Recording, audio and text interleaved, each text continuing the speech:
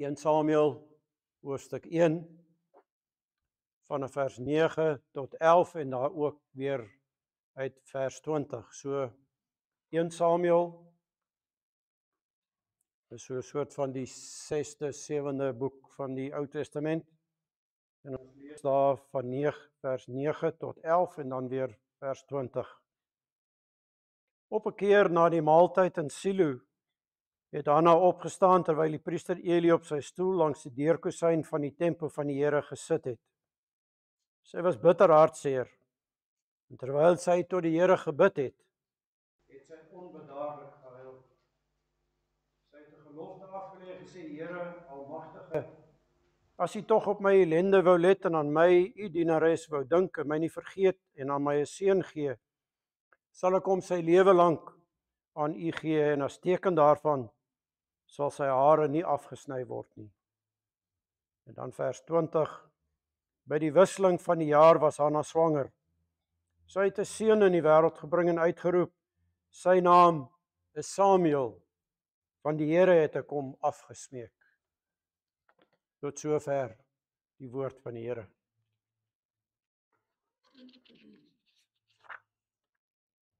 Geliefde broers, susters, kinders, vanmôre wil ek julle voorstel aan 'n baie mooi en 'n gelowige huisgesin wat in Rama, in 'n dorpie so 2 ure se reis van Jerusalem gewoon het. Pa Elkana was nogal 'n belangrike man in die gemeenskap.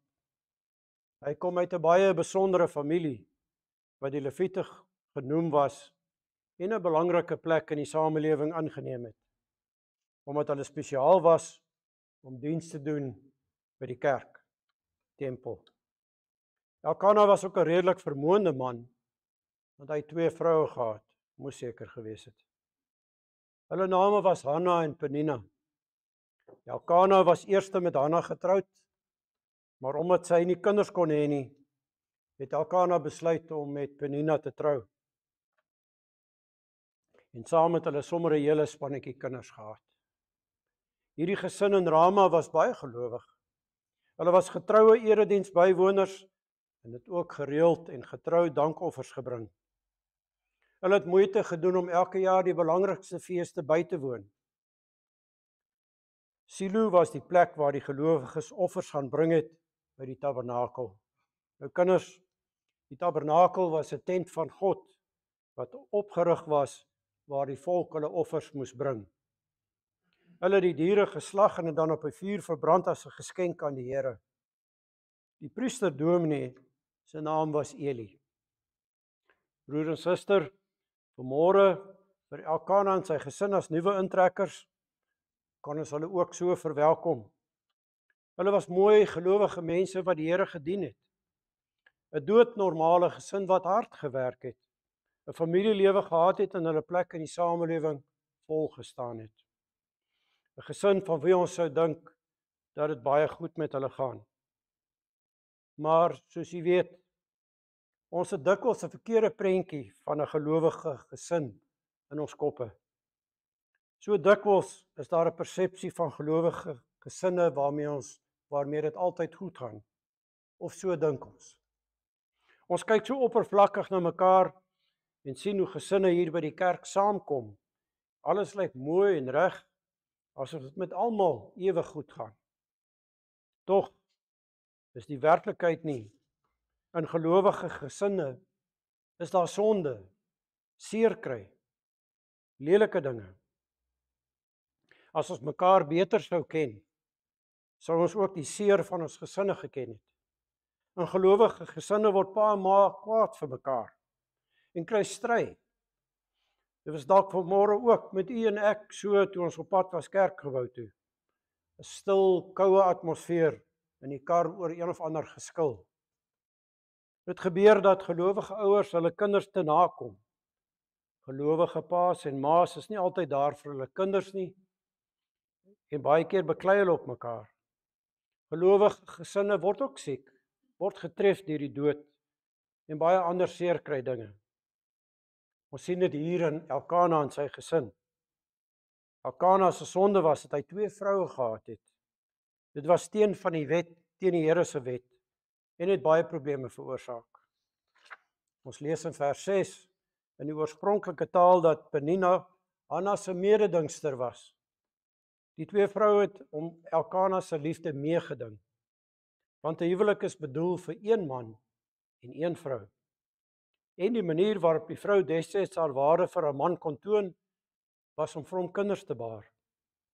Penina het al 'n klomp kinders gehad en sy het nie 'n kans laat verbygaan om Hanna met haar skerp tot daaroor te spot en te verneder nie.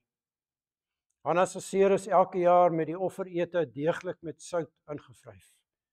Wanneer hulle aansit vir die spysofferete, dan kon Elkana vir Hanna net 'n klein deeltjie van die kos gee, want sy het nie kinders gehad nie, terwyl Penina en haar kinders die grootste deel moes kry. En sondig, soos 'n mens maar is, het Penina sommer daar tydens die groot familie aanbiddingsete vir Hanna so erg met die tong bygekom, dat dit vir Hanna na trane gedryf het. Ons gesinslewe, geliefde gemeente, is ook so gebroke en stikkend. Om hard te sê, ons is met sonde bevlek. Dit is vuil en ons het nodig om skoongewaak te word. Dit is wat die doop vir ons gewys het. Ons het nodig om gewas te word en dan skoon te kom. Maar self kan u en ek dit glad nie doen nie. Hanna is kinderloos, en as God nie vir 'n mens wil kinders gee nie, kan geen mens iets daaraan doen nie. Hanna se kinderloosheid is die simbool van ons as mense se onmag in ons sonde en seer kry. Ons kan niks daaraan doen nie. Net so min as 'n onvrugbare vrou haarself kan swanger maak. Maar broers, wat maak en susters, wat maak die verskil in gelowige gesinne se lewe? God. God maak die verskil. God maak die gebroke gesinne van die verbond. Hy maak ons heel. God leef saam met gelowige gesinne in hulle huise en hulle lewe. Dit is wat die doop beteken. God sluit met gelowige ouers en kinders 'n verbond of 'n ooreenkoms waarin God beloof dat hy vir ons 'n God sal wees en ons sal bystaan. Dit is die wonderlike belofte waarin ons vandag groot kan word, kan vasgryp. Dit is die werklikheid waarmee ons almal in ons gesinslewe kan vasgryp. God is teenwoordig in jou en my lewe, elke dag. Hy is op 'n besondere manier teenwoordig. Hy is magtig teenwoordig. 1 Samuel 1 vers 3 is die eerste teks in die Bybel waar die Hebreëse naam Jahwe Sebaot gebruik word. Dit beteken Here van die leerskare. Of om dit anders te vertaal, die Here beskik oor die grootste weermag in die heelal. God is almagtig en hy kan aan jou doen wat hy aan jou en jou gesin beloof het. Hy beskik oor 'n hemelse leermag van engele en kragte waarteen niks kan standhou nie. Geen sonde, geen mens en geen bose mag nie. En dan die Here openbaar hom op 'n besondere manier in Elkana se naam. Elkana se naam beteken in Hebreëus God is skepper. God is dus ook skepend teenwoordig in ons lewens. Met sy almagtige krag kan hy lewe uit die dood opwek. God kan uit niks nuwe lewe laat voorkom. Hy kan sondige mense skoon was en nuwe inhoud aan hulle lewe en 'n gelowige gesin gee. Die Here kan dit wat verkeerd is in jou en my lewe regmaak. Al lyk 'n situasie hoe hopeloos.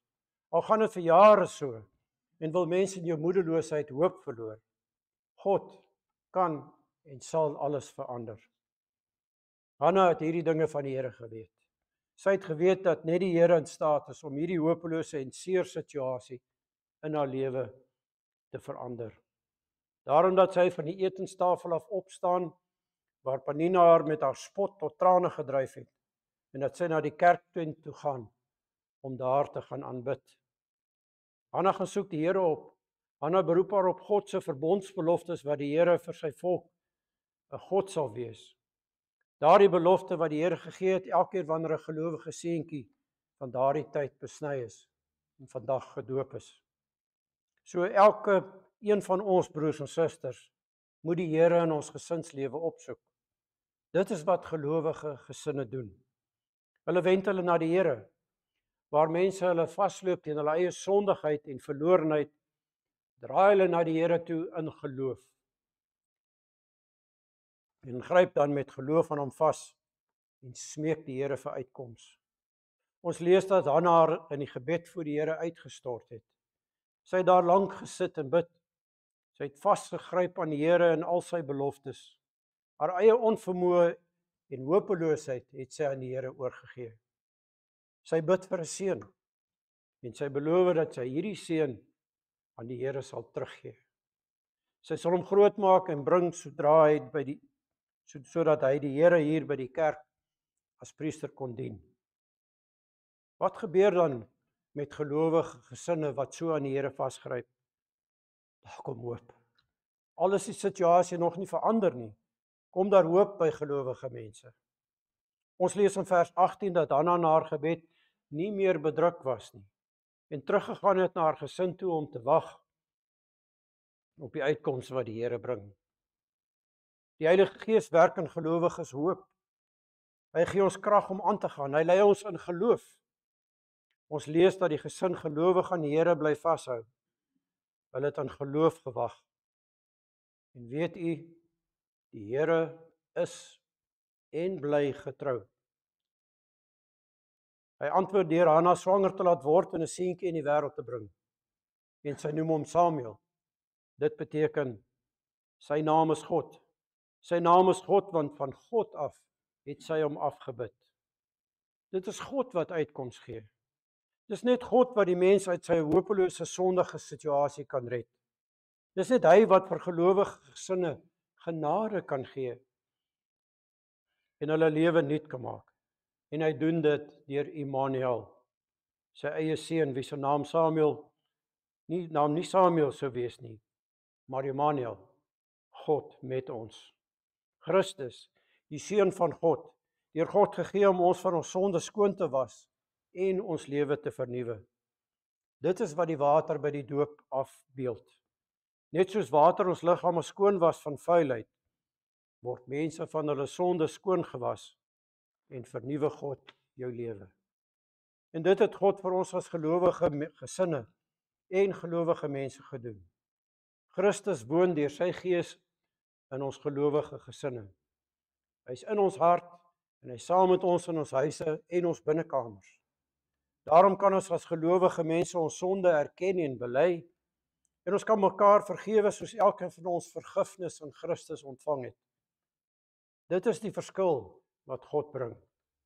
Selfs ook as daar dalk ongeloof in lede van die gesinne voorkom, God kan hulle lewens verander en geloof in dooie harte skep. Ons bly so vir hulle bid. Met die vernuwende krag wat Christus deur sy Gees aan elke gelowige gee, kan ons nou gebroke situasies hanteer. Ons kan met ons sonde breek en in 'n nuwe herstelde verhouding met God leef. Dis mos die vrug van Christus wat hy gebring het. Dat ons nie in sonde volhard nie, maar daarmee breek en dan elke dag stry om meer en meer soos Christus te leef. En watter vrug werk die Gees nog in ons lewe? Hy's trooster in ons lewe.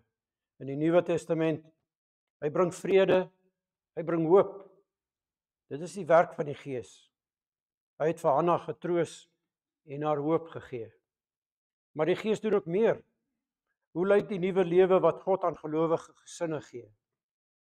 Galasiërs 5 vers 22 teken vir ons hierdie nuwe gesinslewe. Die vrug van die Gees daarenteen is liefde, vreugde, vrede, geduld, vriendelikheid, goedhartigheid, nederigheid en selfbeheersing. Dit word die manier waarop gelowige gesinne met mekaar saamleef. So anders as aan die gesin van Rama se lewe voor Hanna se gebed en so duidelik te sien in hulle lewe na Hanna se gebed.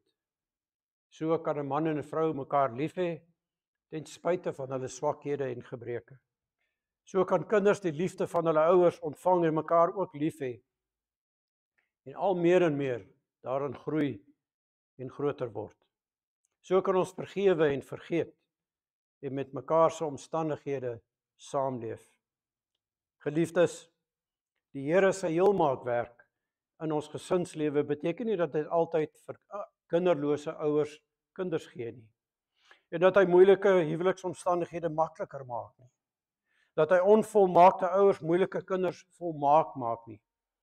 Dat hy siekte en liggaamsgebreke alles reg en perfek maak. Nee. Die Here se heelmaak wat beteken dat hy ons heel maak te midde van gebroke omstandighede, sodat ons binne daardie omstandighede as gesinne gelukkig en vervuld kan leef en hom kan dien. Dat ek my onvolmaakte liefdesmaat kan lief hê en kan dien. Kinders, dit beteken dat julle onvolmaakte ouers kan aanvaar en gehoorsaam kan wees. Dat ek my kind met sy gebreke en met sy tekortkominge kan aanvaar en lief hê. Ten slotte vra die doop ook getrouheid van ons. Hierdie sakrament vra vir ons gelowige ouers om getrou te bly aan die belofte wat hulle gemaak het. Net soos Hanna getrou gebly het aan haar belofte en die jong Samuel na 'n paar jaar terug te bring om voltyds vir die Here te werk as priester. Gelowige gesinne reageer ook met dankbaarheid op die genade van die Here. Gemeente, soos alle ouers wat hulle doopsbelofte afgelê het en getrou bly, moet ons ook ons roeping as gelowige ouers beleef en uitleef. Leef so dat jou kinders deel kan wees van Christus en dat mense ook Christus in jou sal herken. Gryp vas aan die Here vir julle gesinslewe en al die gebrokenheid wat daar in die wêreld is. Stel ook vir hulle soos Elkana 'n voorbeeld om toegewyd te lewe in die geloofsgemeenskap en die Here altyd te aanbid. Dit is wat God se boodskap vanmôre vir ons beteken. Hy maak stikkende gelowige gesinne heel. Gryp vas aan hom. Hy is Jahwe Sebot, die magtige skepper. Niks is vir hom te groot nie. Hy is die God wat Elkana wat beteken God is skepper. Hy alleen bring lewe uit 'n doodse situasie. Hy is Immanuel, Christus met ons verlosser, ons saligmaker. Gaan dan saam met hom na julle huise toe en lewe saam met hom. Hy maak stikkende gesinne weer heel. Amen.